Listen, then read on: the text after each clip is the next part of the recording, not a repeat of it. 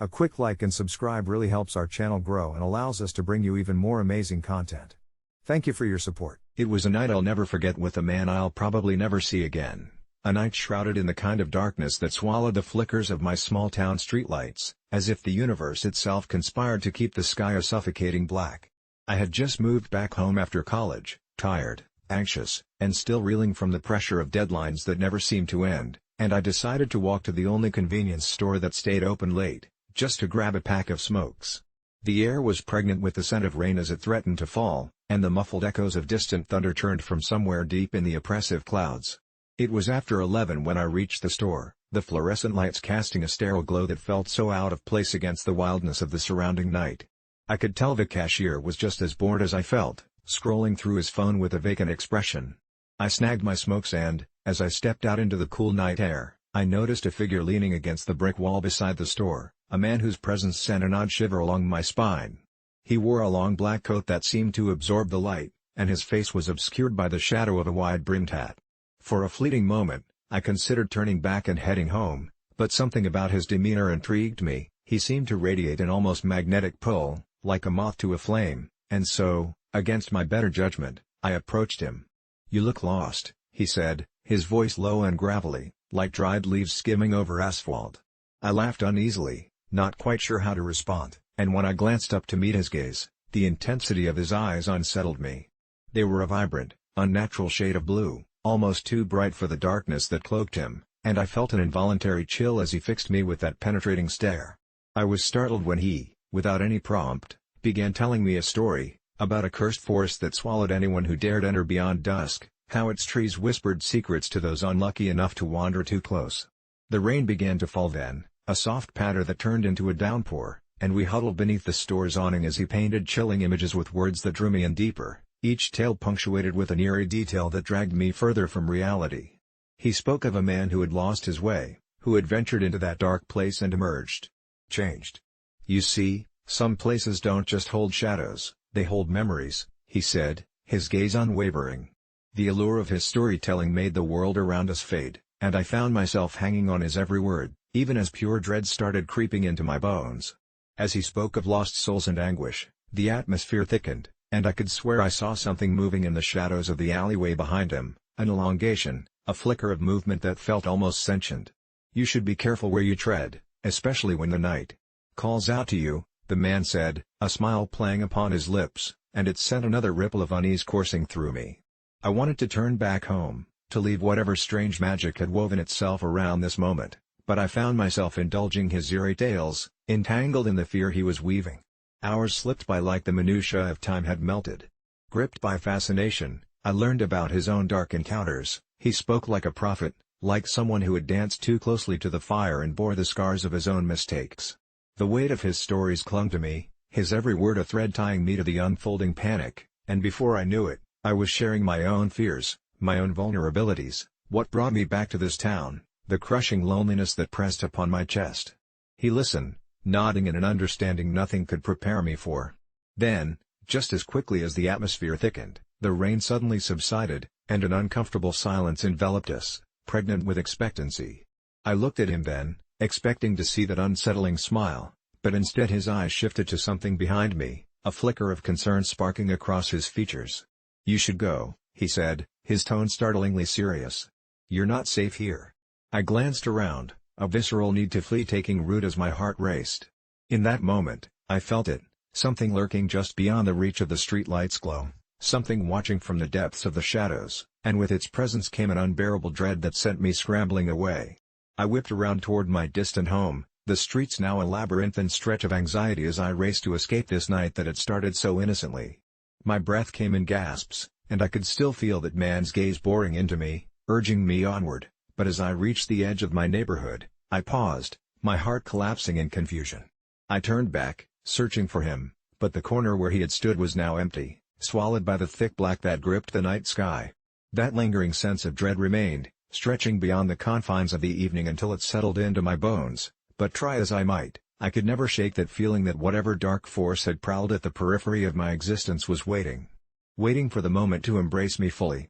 I finally made it home, slamming the door behind me and locking every bolt, my chest heaving as I attempted to process the madness of it all. For weeks after that ghastly encounter, I tried to dismiss it as a bizarre night in a small town, but I couldn't shake the urgency in the man's voice or the sensation of being watched that followed me everywhere. The locals surely thought I was crazy when I started asking about him, but no one knew who I was speaking of. It was as if he had never existed.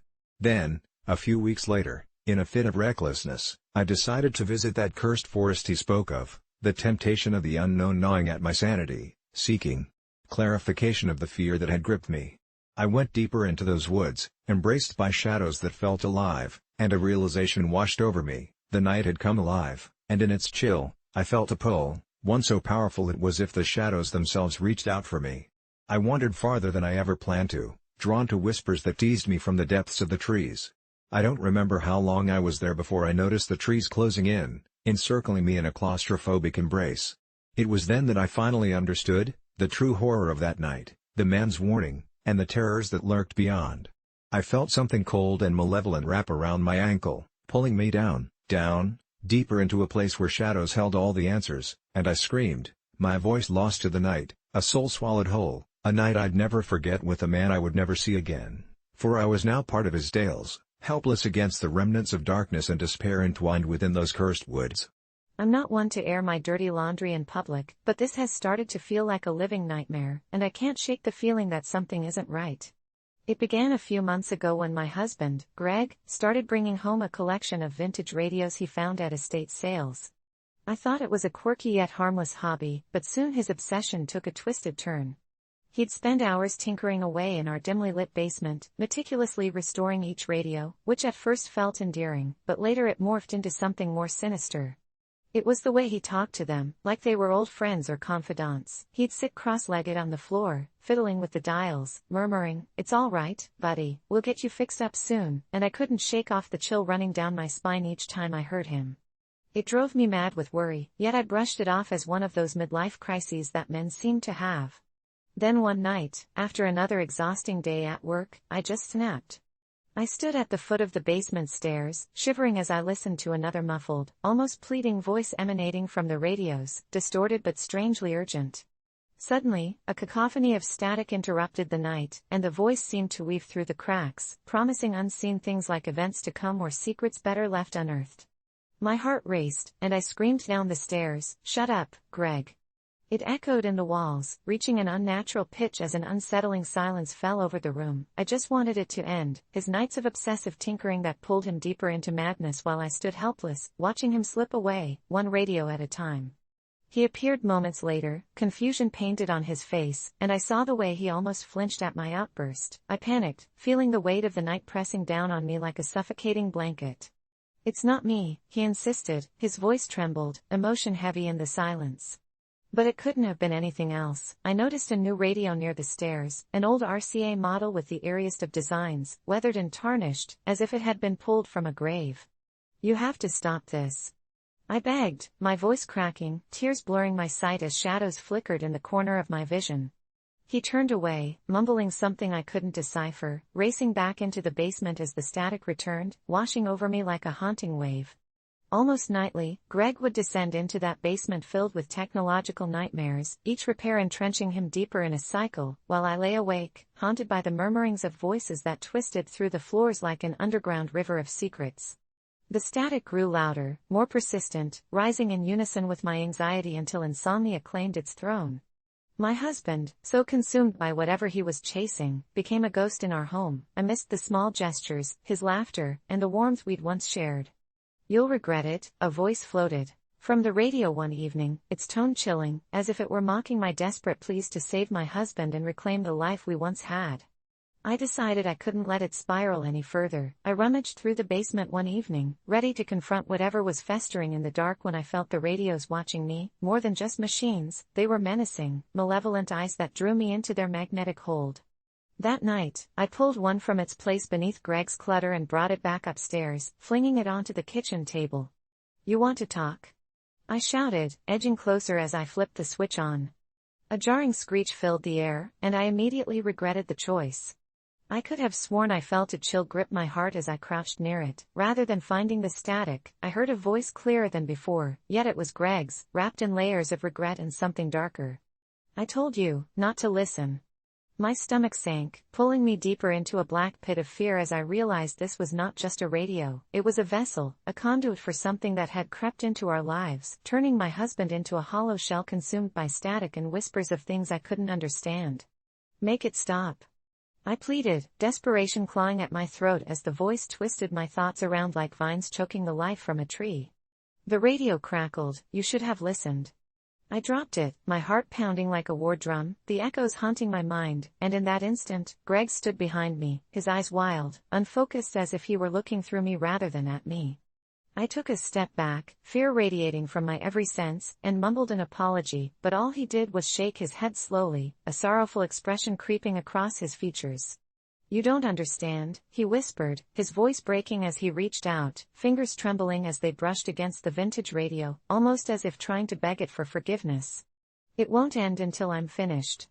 Something in me snapped anew as I knew I had to take a stand. So much of him was trapped down there, I could feel it like a frayed string of yarn unraveling into madness, and before he could fully comprehend, I grabbed the radio, my heart racing, smashing it against the floor with a sickening crack, the voice wailing as pieces exploded. In an instant, his expression morphed into a sharp, raging understanding, like a fuse had been lit. "What have you done?" Silence fell like a heavy blanket as I held my breath, terrified I'd unleashed some unknown horror. When he lunged at me, it surprised even myself. I flung myself backward, landing against the countertop, my heart racing like a runaway train. "You're not yourself," I shouted back at him, my own panic-laden voice filled with the raw edge of fear. And suddenly, it became apparent, this wasn't just a hobby gone awry, it was something greater, clawing into every crevice of our lives, testing our trust, our love, and I realized that letting it consume us would mean losing everything I held dear. The basement rattled, a deep rumble emanating from below, as if the radios were screaming all at once, unseen cries of the damned that echoed through our home. I felt fragile from the weight it threatened to crush me with, and as I faced my husband, seeing the shadows of the old radio flickering behind him, despair washed over me. But it wasn't just despair, it was a promise, a whisper caressing my ear, warning me of the dark abyss waiting to swallow us whole if I didn't fight with everything I had left. "We can fix this," I shouted, emotions surging like tidal waves, "but you need to see the truth." His expression shifted, and for a moment, the shadows behind him seemed to relent, flickering like fading embers, as if my words echoed just enough to ignite a flicker of clarity deep within him. With each heartbeat, I felt the bond trying to mend, the air charged with the remnants of names unspoken and hopes tethered to unseen forces. "Please." I barely managed to breathe, tears flooding my vision. "I don't want to lose you." And just like that, something sparked in those hollow eyes. For a split second, I saw my husband emerge from the depths of shadows, an insistent flicker of warmth breaking through the cold facade. But then the shadows behind Greg twisted malevolently, deep laughter, sly and insistent, trickled out, reminding me of how close he had come to losing himself entirely. The moment shattered as I felt chilling breaths emanating from the ruins of the shattered radio, its remnants still alive with echoes of things unnamed. I stormed out, but as I reached the front door, turning back nervously, my heart sank. His silhouette was gone, and in its place was an impenetrable dark, with static rising hauntingly in the air. "Shut up!" I screamed into the void, a raw shout of defiance against the encroaching darkness.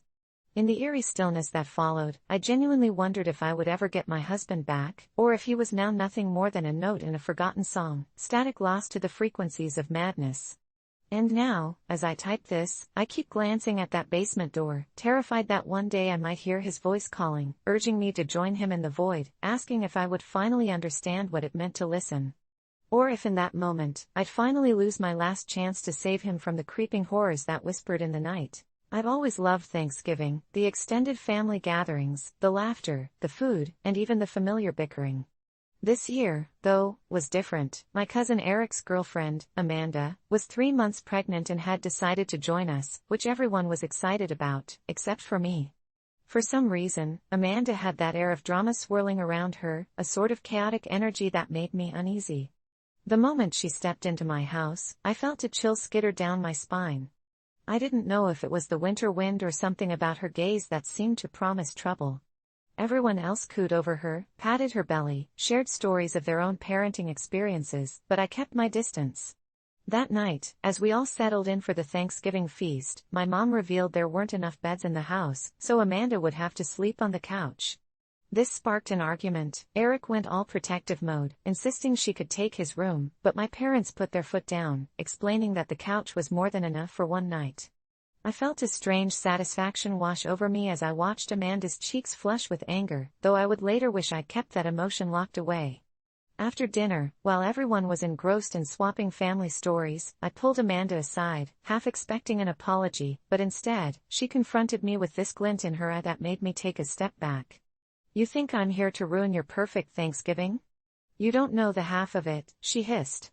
I wanted to laugh it off, but there was a flicker of something maniacal in her voice, something that said she wasn't just kidding. I shrugged it off, returning to the warmth of family, which suddenly felt a little too warm, suffocating under layers of heated conversations.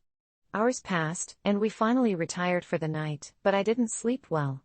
I kept hearing faint whispers from the living room, the cadence of voices, but it wasn't just my family. It felt like there was something lurking outside the perimeter of our joy, creeping in with every soft chuckle and snicker. Around 2 a.m., I heard a loud thud, a sound that jolted me awake. I leapt from my bed and rushed into the living room, my heart pounding, ready to confront whatever had woken me. The couch was empty, Amanda was gone. Feeling a sense of dread stewing in my stomach, I called for her, and the sound echoed through the dark house, but there was no answering call.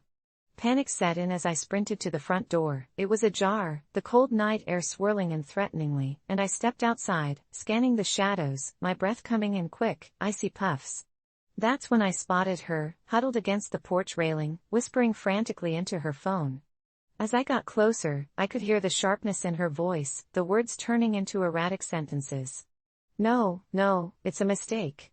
They don't know yet, just keep it hidden. I'll figure it out.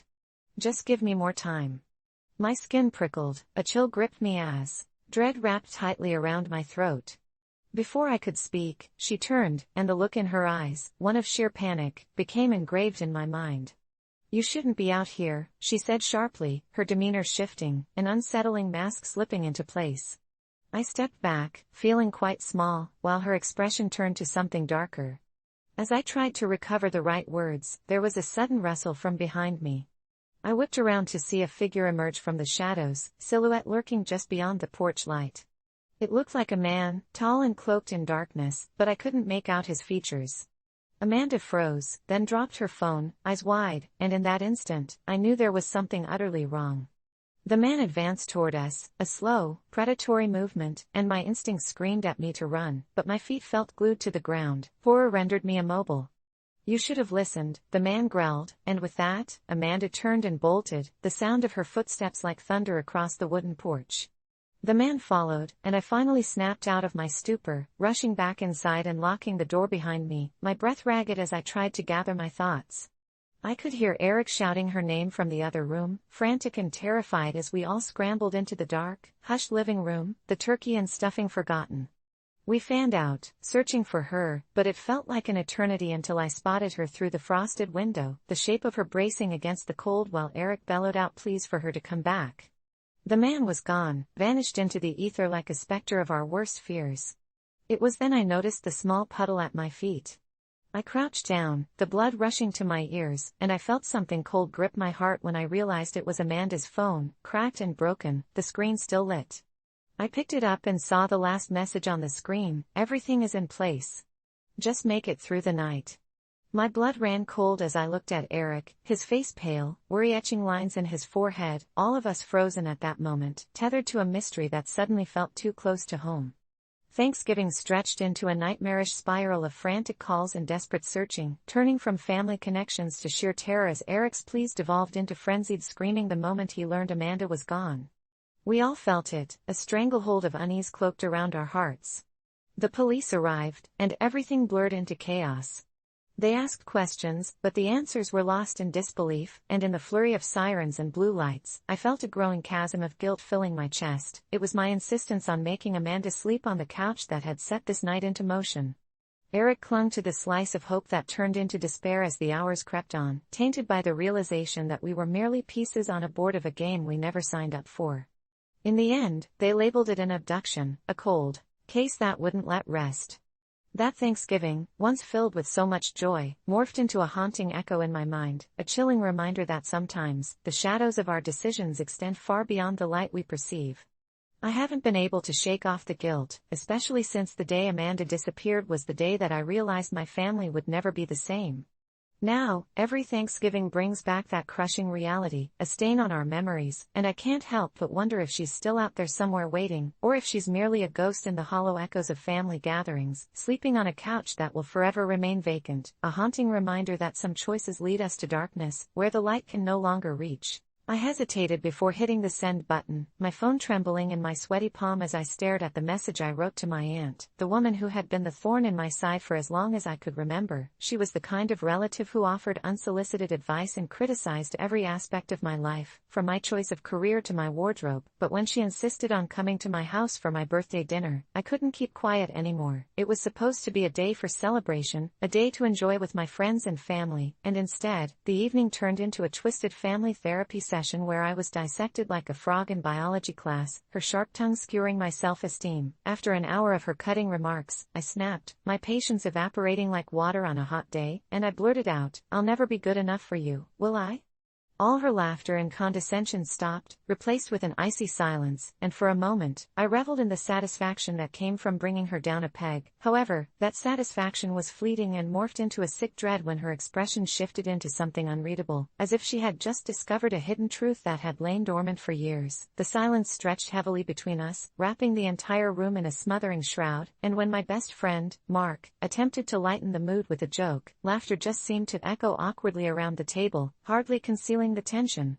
My aunt finally spoke, her voice low and slow, like molasses oozing out of a jar. "You should really go to your room, dear," she said, and I let out a nervous laugh, thinking she was joking, but her eyes glinted with a mixture of anger and something else that sent a shiver down my spine. I could practically feel the echoes of my words hanging in the air, thick and cloying, as I excused myself and retreated to my room, the walls creeping closer as if they were eavesdropping. It was hours before I heard the sounds of the dinner party winding down, loud chatter interspersed with laughter from Mark that felt far away, an island of normalcy in a sea of dread, but even the laughter couldn't drown out the gnawing in my gut that told me I had crossed a line. When the door creaked open, it was my mother standing there, her face pale. "Your aunt wants to talk to you," she said quietly, and I could see the worry etched on her features. I moved reluctantly, every step weighed down with foreboding until I stepped into the living room, where my aunt sat stiffly on the edge of the couch as if she were so wound up that she might snap. I could feel my heart race, a primal instinct screaming at me to run, but I forced myself to stay, my eyes glued to her, and then she leaned forward, her voice now barely above a whisper. "You have no idea what I sacrificed for our family, do you?" I opened my mouth to protest, to ground her words in some semblance of reality, but I was struck dumb by the raw intensity in her gaze. It was as if she were peering into my soul, dissecting all my hidden insecurities, and in a volcanic eruption of emotions that I couldn't control, she admitted something I never saw coming. Her upbringing had been a nightmare. The house was filled with whispers and shadows of unspoken things, and I had been too naive to notice. For what felt like hours, she unraveled the threads of her own pain, stories of family betrayals and lost loves, everything meeting the gnashing of teeth and the silent screams of the night. I wanted to comfort her, but the more she spoke, the more disoriented I became, ideas of comfort clashing with the venomous way she treated me, and in this warped tapestry of her life, I saw reflection, not just of herself, but a reflection of how she viewed me, as a failure with no hope in her eyes. When she finally fell silent, I stood frozen, the weight of this revelation heavy on my chest as I struggled to find the words to fill the void that had opened between us. "I'm sorry," I whispered, but there was something fractured in her expression. She gazed at me with an intensity I couldn't fathom, and just below the surface, I sensed her disappointment, a flicker of pain that ignited into a wildfire. She leaned closer, seemingly brimming with a need to impart her final lesson. "You must understand, it's not about being good enough, it's about survival. Life is unforgiving, and if you can't understand that, then you have no hope." At that moment, I felt a shiver ripple across my spine. It felt like a threat wrapped in wisdom, a chilling portent of what awaited me beyond the confines of this moment. My pulse quickened, and as I stumbled backward, I could feel that same creeping sensation that had haunted me since I was a child. I turned and fled upstairs, shutting the door behind me, pushing my back against it as if barricading myself against her presence. But the moment I felt safe, the shadows in my room shifted, flickering like candlelight, and I whimpered at the encroaching darkness. It wasn't until later, curled under my soft blanket, that I heard the muffled echoes of conversation between my mother and my aunt downstairs, their voices entwined like two serpents fighting for dominance, until I finally embarked on the road to sleep, where night after night, my dreams morphed into nightmares, my aunt's words haunting me like a sinister refrain, repeating over and over until they carved grooves into my mind, sometimes morphing her face into something monstrous that loomed over me. Days bled into weeks, and while my aunt eventually left, the tension never quite dissipated. I found myself looking over my shoulder as if at any moment her icy presence would return to taunt me, the weight of our conversation still thick and oppressive, suffocating the air around me. And then the dreams grew darker, twisting into something grotesque, her voice echoing with the laughter of children, mocking me while I went untouched, trapped in a glass box that no one else could see. And during those nights, I found myself screaming for my mom, reaching for the warmth of the real world, but she couldn't hear me.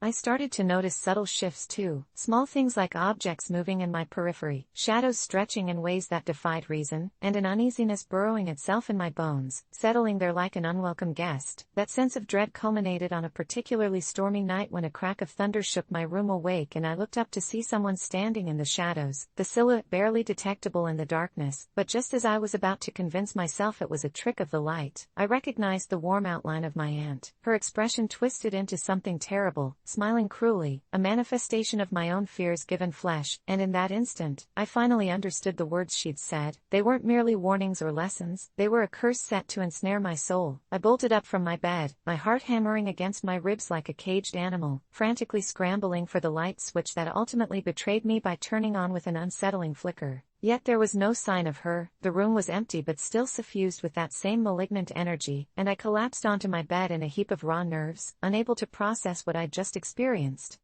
Over the next few weeks, my mental state unraveled. I found myself questioning reality, my own perceptions morphing into a living nightmare, and as the sun filtered through my window, scattering light across my face, it felt like every shadow carried a dagger aimed straight at my heart, until one night, as desperation clawed violently at the edges of my mind, I confronted my mother, voice trembling. I expressed my fears, told her what I had seen, but her face mirrored only disbelief, and that made it worse. She didn't understand. She thought I was merely acting out, a child unwilling to accept the terms of adulthood. It felt as though my words floated into a void, unheard and uncared for, and that's when I realized I had no one to turn to. Weeks became months, my studies suffered, friendships strained, and the isolation consumed me, until one evening when I finally broke down, throwing a glass against the wall, the shards littering my room like fragments of my crumbling sanity. I wished I had been kinder to my aunt, wished I hadn't shouted at her, but wishful thinking morphed into deafening silence as I stood amidst the wreckage, trying to fathom my spiraling demise. Then it hit me, a radical thought that filled me with dread and clarity all at once. What if her curse was digging its claws deeper and deeper with each passing day?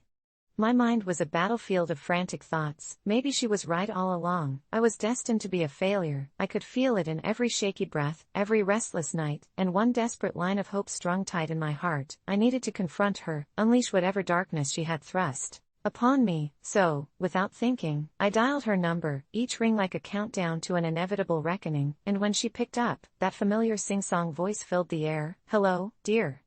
I could hear the sweet undercurrent of condescension wrapping itself around her words, and I steeled myself, daring to confront my fears. "What did you do to me?" I managed to choke out, the words tumbling raw and unhinged, but there was silence on the other end, and for a moment, I thought I had lost her. And then she laughed, a chilling sound that echoed down my spine like icy fingers tracing my vertebrae. "Oh honey, that was just the beginning," she said, and I realized, right then, what terrible sacrifice she had made. No, not for the family, but to ensure that I would carry the burden of her darkness, a parasite feeding off my mistakes. With every accusation I hurled at her now, I felt smaller, more defeated. She fed off my fear, reshaping it into something twisted and wholly her own, until finally, with one last mocking laugh, she hung up, leaving me holding a phone in a vice grip as silence enveloped me. And just as the last flicker of hope threatened to evaporate, I realized something. I wasn't the one who had been cast aside, but I would be the one who would have to break the cycle, and with that ephemeral thought, everything narrowed into sharp focus. Bursts of determination surging through my veins, she could no longer control me, and while the haunting laughter lingered, a defiant fire ignited in my stomach. Just like the day I stood up for myself with words that chafed but were necessary, I would unravel her grip, confront every shadow, and refuse to be her puppet anymore. AITA for what I said to my aunt? Yes, perhaps. But what I'll do next, how I choose to take ownership of my life from here on out? That's the real question, isn't it? It's time to rise from the ashes she left behind. Last Saturday, while the sun cast its late afternoon glow over our modest home, I received a message that would unravel everything I thought was stable in my marriage. It was from Melanie, my husband's ex-wife, and it said she needed a place to crash for a while.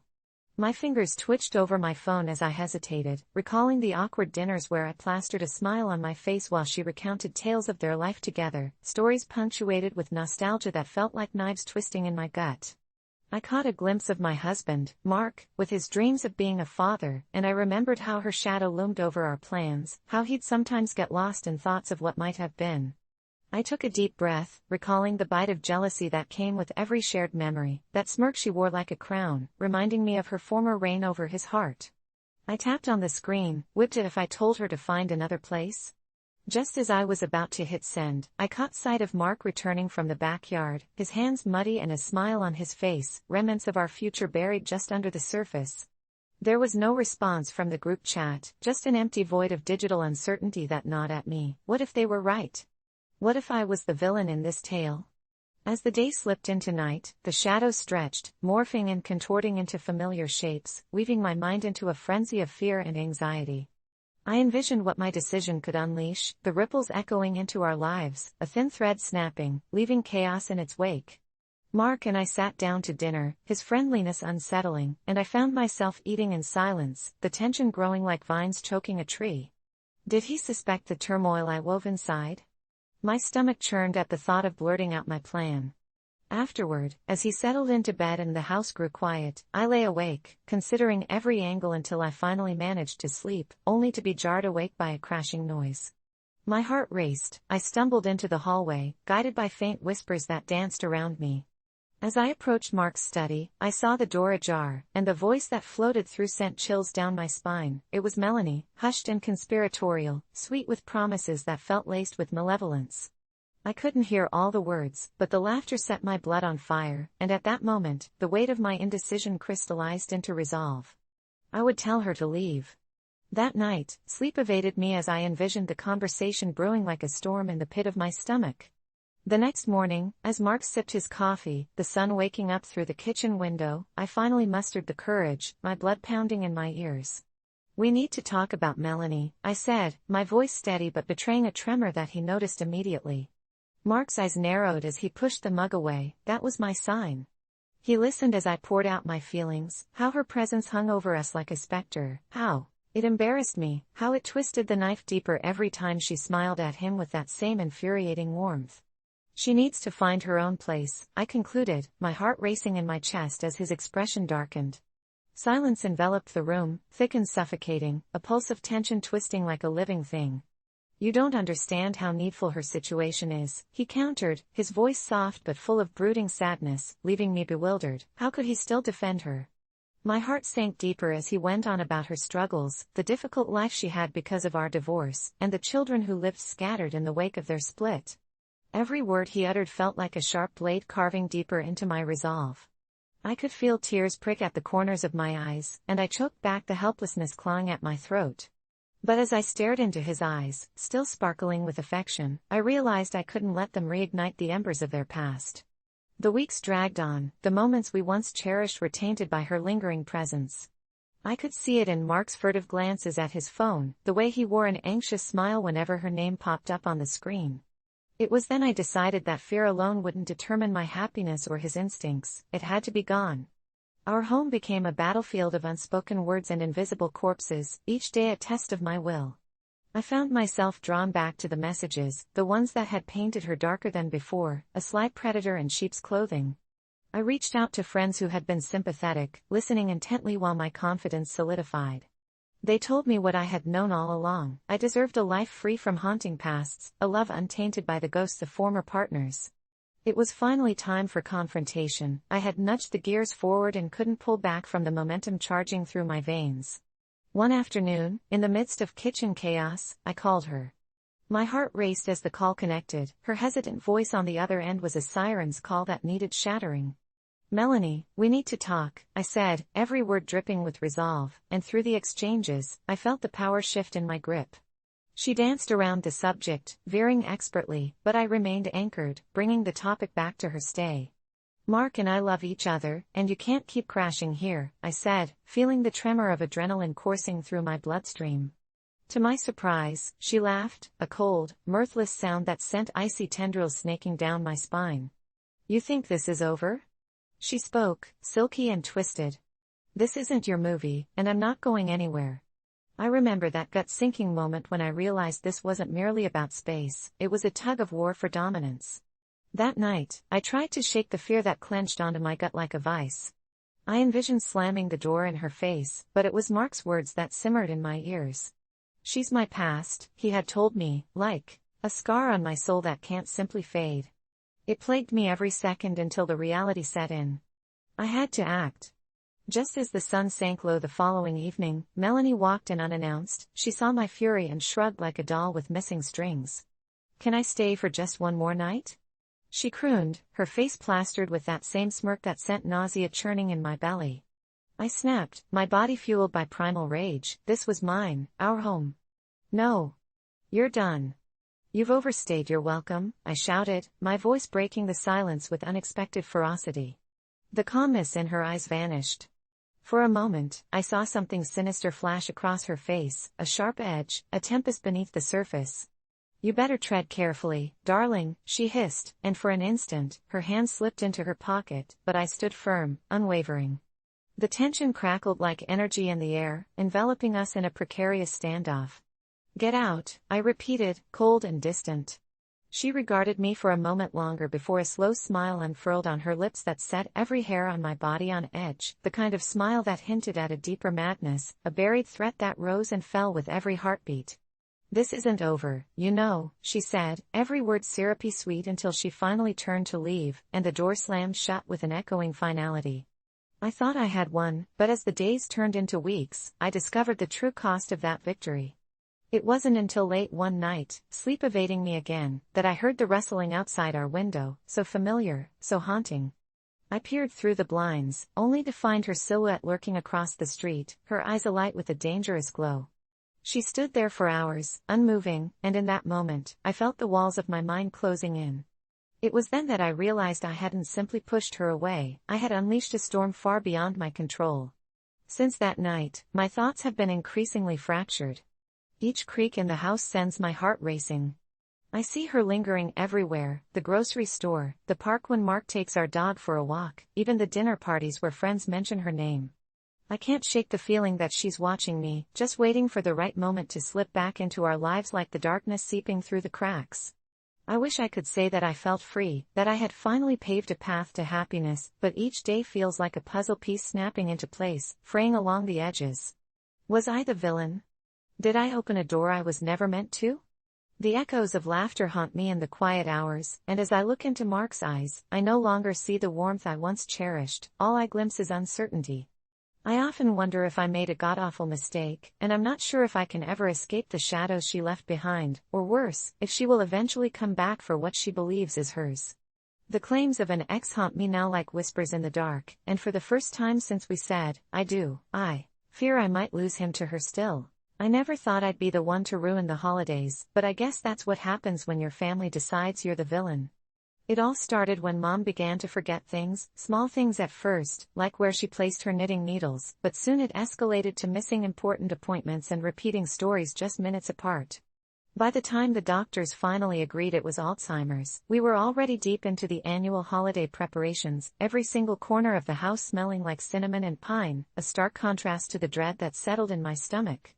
My siblings and I had been discussing Mom's care for months, but every time we brought it up, Dad would brush us off, insisting she was just going through a phase. So, there we stood at the kitchen table that year, stuffing our faces with sugar cookies, debating the reality in front of us while Dad played Christmas music a little too loud to ignore the seriousness of the conversation. We finally decided it was time to take action. My sister and I felt like we had no choice but to push Dad to consider a long-term care facility, a decision that would forever alter the dynamics of our family. After weeks of pushing and arguing, we managed to find a place, one that seemed warm and welcoming, tucked away near a lovely, serene park. I'll never forget the look on Mom's face the day I took her there. It was a mix of confusion and unease, like she was suddenly stuck in a world unfamiliar to her. Sure, there were moments that broke my heart, when I heard her mumble under her breath about wanting to go home, or the way her hands trembled as she reached out for mine while we were walking through the facility's garden. Still, I convinced myself that it was the best decision for her. I didn't realize how my family would react until the holidays arrived. We gathered around the dinner table, laughter bouncing off the walls like the spirited carols playing in the background, but every joke fell flat when someone brought up Mom being in the facility. The looks exchanged, disapproving, hurt, cut deeper than any knife could. "You had to put her in there, huh?" My brother scoffed, mimicking the tone of someone relaying gossip, making a joke out of something that felt raw and broken. I asked him how he thought we could keep up with her needs when we could barely manage our own lives, and in response, he slammed his fists on the table, sending a glass of wine flying off the edge for it to shatter against the floor, the sound echoing in my ears like a tolling bell. Christmas night turned into a disaster. Dad left the table early, mumbling something about being sick, and my brother followed him, grumbling about how things used to be. My sister sat there, seemingly unaffected, but I could see the tears threatening to spill. I felt like I had placed a rift in our family's foundation, and it was my fault. By the time the clock struck midnight, I was alone in the kitchen, scrubbing the remnants of that holiday meal, staring at my reflection in the darkened window. It was surreal watching myself shift from a devoted daughter into some distorted version attacking her own flesh and blood. That's when I heard it, soft, muffled whispers drifting from the living room where my family was gathered. Curiosity piqued, I leaned against the wall, straining to hear their words as well as the melancholy sound of the music filtering through the air. "I miss Mom, she was the glue," my sister said, her voice thick with emotion. "This isn't the way it's supposed to be." I stood frozen, panic swelling inside until I couldn't suppress it any longer. I was about to turn away when I heard my brother's voice, low and menacing, cutting through the sorrow. "She wrecked Christmas. We'll never forgive her." His words stung, and the darkness began to swell, an ugly, gnawing sensation crawling along my spine. For weeks after, all I heard from my siblings were passive-aggressive remarks about how I was to blame. They'd thrown holiday gatherings minus me, told stories that excluded any mention of Mom's current state, effectively rewriting history to make it look as though I wasn't even a part of this family anymore. I could have handled that, dealt with their hostility, but what I couldn't prepare for was that one icy January night a blizzard hit, forcing them to call me. Mom had fallen and needed to be rushed to the hospital. I couldn't breathe as I drove through the blinding snow, my heart racing faster than my car skidding across the icy roads. Arriving at the hospital, I was met with a wall of tension. My brother stood at the entrance, shoved his hands deep into his pockets, avoiding any eye contact, while my sister's eyes were red-rimmed and puffy, the stress and guilt weighing down on all of us. When the doctor finally emerged with a grim expression, it became painfully clear, I'd made the worst decision of my life. Mom had pneumonia. The long-term care facility had been negligent, failing to monitor her properly, allowing her state to worsen while we sat at home, too caught up in our family drama to notice. Standing in the stark waiting room, all the blame came crashing down on me like an avalanche. I was the villain in this warped version of our holiday story, and now, I held the key to her life in my hands. Days stretched into an eternity, and every minute was filled with tension. My siblings and I watched her fight for breath, whispering stories of how she used to bake cornbread on chilly afternoons or read us bedtime stories until we nodded off, hoping that somehow reaching into a happy past might bring back the woman we loved. Then, in a moment that felt both exhilarating and terrifying, her eyes opened briefly, and for a fleeting second, I swear I saw the spark of recognition, a glimmer of the warm, loving Mom I had known slowly fading. But just as quickly as it appeared, it vanished, her breath becoming shallow as our family crumbled around her. A few weeks later, Mom was discharged, but she was not the same, lost in a fog of confusion and fear, like a wisp of smoke dissolving into the air. We decided to take her home, feeling that maybe familiarity would assist her recovery. As we settled into a grim routine, the guilt twisted deeper, roughening our laughter, suffocating our joy, and turning family moments into reminders of what we lost that fateful day I made an impossible choice. If anything good emerged from our turmoil, it was that my siblings and I finally united under an unspoken oath to never let the past repeat itself. We'd always check in on one another, foregoing the blame and the name-calling in the spirit of family. Yet the shadow of that holiday still hung over me, unrelenting and bitter, a chilling reminder of how a seemingly small decision, placing my mom in a facility, had led to our family's unraveling. We may not fully understand our roles in the eulogy of what once was, but I know one thing for certain: the holidays became unbearable, each year a haunting reminder of lost moments, with our lingering guilt festering into a dangerous concoction of shared grief and blame that can either bind us together or tear us apart all over again. So now, as I sit here, secretly shaking and desperately holding on to the hope that we can find a way back to some semblance of love and happiness, I question, am I the asshole for wanting to reclaim my family during this holiday season, or am I just a prisoner to my own mistakes, forever banished from the warmth that was once our reality? It was just another mundane Wednesday morning when I decided to throw caution to the wind and head to work without my bra, a small act of defiance against the everyday grind that seemed to be smothering me. The sun peeked through the blinds as I pulled on my blazer, the fabric a comforting cocoon around my shoulders, convinced that no one would notice my lack of undergarments beneath the structured layers. Walking into the office felt oddly liberating, a rush of adrenaline coursing through me as I blended in with the bustling crowd, but as the hours ticked on, an unsettling feeling crept in. It was a strange awareness that perhaps I was too free, too exposed. I glanced around the office, my colleagues engaged in their usual routines, tapping on keyboards, the air thick with mundane chatter. Yet there was something off, an atmosphere heavy with an unnameable tension lurking just beneath the surface. Shadows danced too long along the walls and laughter echoed a little too loudly, like a sinister chorus mocking my bravado. By lunchtime, I felt a prickling sensation at the back of my neck, as if someone was watching me with an intensity that sent chills down my spine. Was it just paranoia? I tried to shake it off, focusing on my sandwich while I overheard snippets of conversation, whisperings that grew clearer yet stifled as my name floated through the air, laced with hushed tones that only heightened my unease. I went to the restroom to splash cold water on my face, my reflection staring back with hollow eyes, and that's when I first noticed the flickering light above the mirror, pulsing like a heartbeat, almost rhythmic. I shrugged it off, chalking it up to poor maintenance, when suddenly a sharp knock startled me. It was Melanie from HR, her expression tight and unyielding as she leaned toward the door and whispered, "You need to get out of here." Confused and concerned, I stepped closer, my heart racing, demanding to know what was happening, but her eyes darted behind me, filled with something unrecognizable and terrified. I turned, but the restroom was empty, the overhead lights buzzed ominously. "You don't understand," she continued, her voice dropping to a hiss, "they're watching everyone." Panic washed over me, my stomach dropping as I processed her words. Was this some elaborate joke? Melanie was known for her dry humor, but this felt different, urgent. Before I could ask for clarity, she shoved a note into my hand and hurried away, leaving me to wrestle with the cryptic message scrawled in hurried, shaky handwriting. "The office isn't what it seems, there's a reason you feel watched." Clutching the note, I felt my earlier bravery dissolve into dread, every tick of the clock echoing louder, every footstep outside the restroom door a reminder that I was not alone, and for the first time since arriving, I wanted to flee.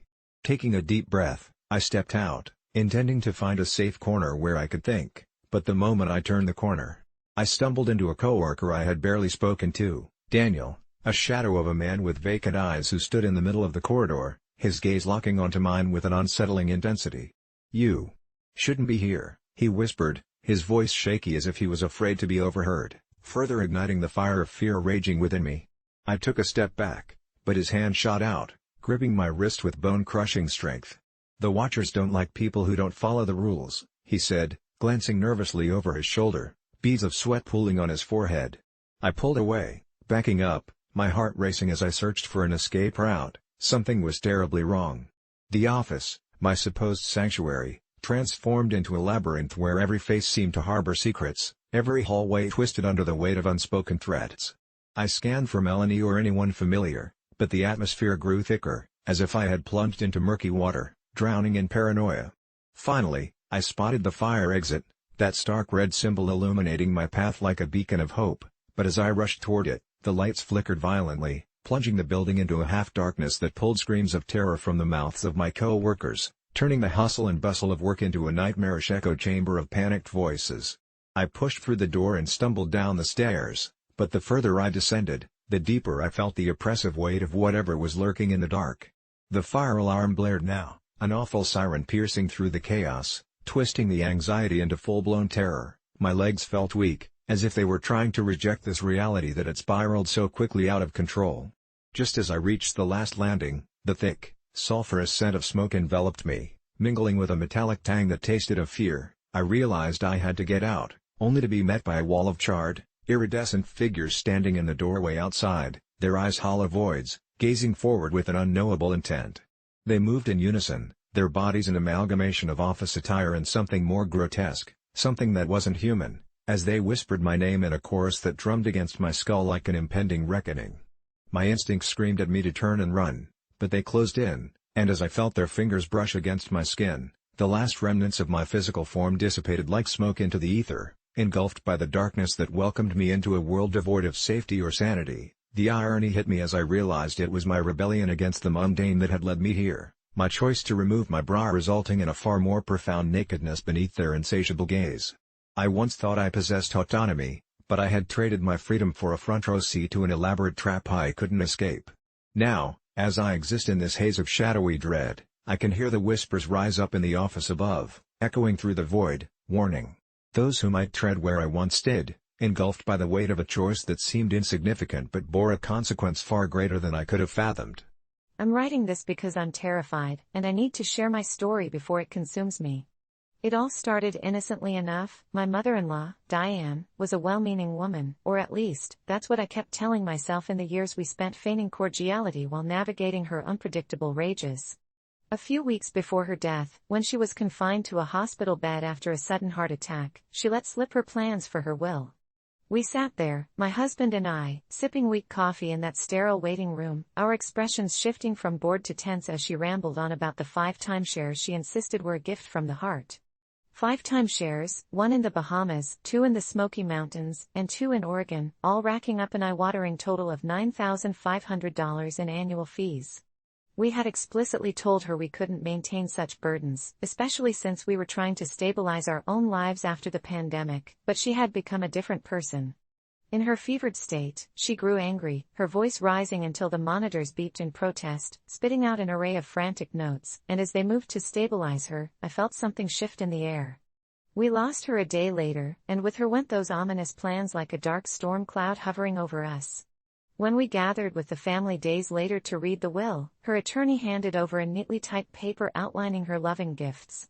I felt the blood drain from my face as I scanned the page, but as I looked around the room, none of my in-laws seemed to flinch. Their expressions were almost gleeful, like they were satisfied with her eccentric logic. I turned to my husband, gauging his reaction, but he was silent, a muscle twitching at his jaw. That's when I felt my gut twist. Did they know something I didn't?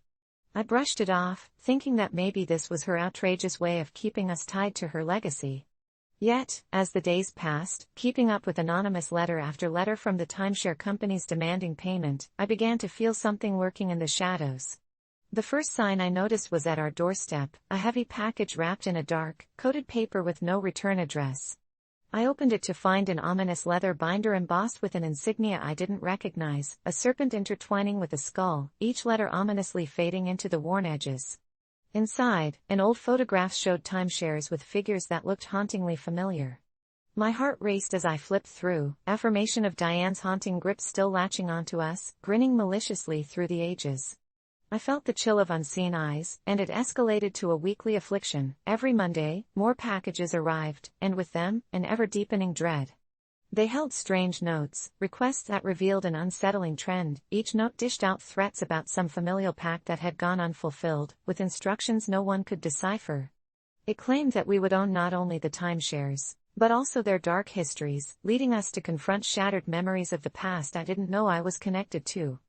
My husband became a shell of who he was, slowly deteriorating under the pressure of family whispers, and it broke my heart to watch as he no longer found solace in our home. We fought more, and nights devolved into silence as we each lay awake, haunted. Then, one night while unpacking a new round of letters, I stumbled upon something even darker, a crudely drawn map with arrows leading to the bases of the timeshare properties, each one marked with an X. As I studied it, the atmosphere in the room thickened, and I could hear my husband yelling at something invisible. He was in a fit, begging for whatever dark presence to leave us alone as he drew back into that despondent spiral. I watched in horror as the glow around him dimmed. Suddenly, he wasn't himself anymore. The land where we thought we would craft memories had begun to consume us, revealing secrets that had long lingered in the shadows. We tried cutting ties, but the letters became more menacing, each threatening paragraph ushering in a new realm of despair. Then came the nightmares. They were vivid, bringing echoes of Diane standing at the edge of a storm-lashed beach, her laughter twisted and echoing as though she enjoyed watching us writhe in agony, and each night, it felt like we were being pulled into an abyss where neither of us could escape. My husband grew distant, wrapped in unfathomable darkness until one evening I woke up to find him gone. Panic set in as I searched everywhere, only to find the door ajar, leading to the open night air where the moon hung heavy. It was at that moment I realized he had become entrapped in the very thing Diane had left us, a cursed possession disguised as a gift. I ran toward the beach as fear surged through me, and at the water's edge, I caught sight of him standing there, entranced by something in the distance. I screamed, but the waves drowned me out, and by the time I reached him, his eyes were glazed over, filled with a stirring malice that raised my hair and froze my breath. It wasn't him anymore, it was something sinister wearing his skin as the ground trembled beneath me.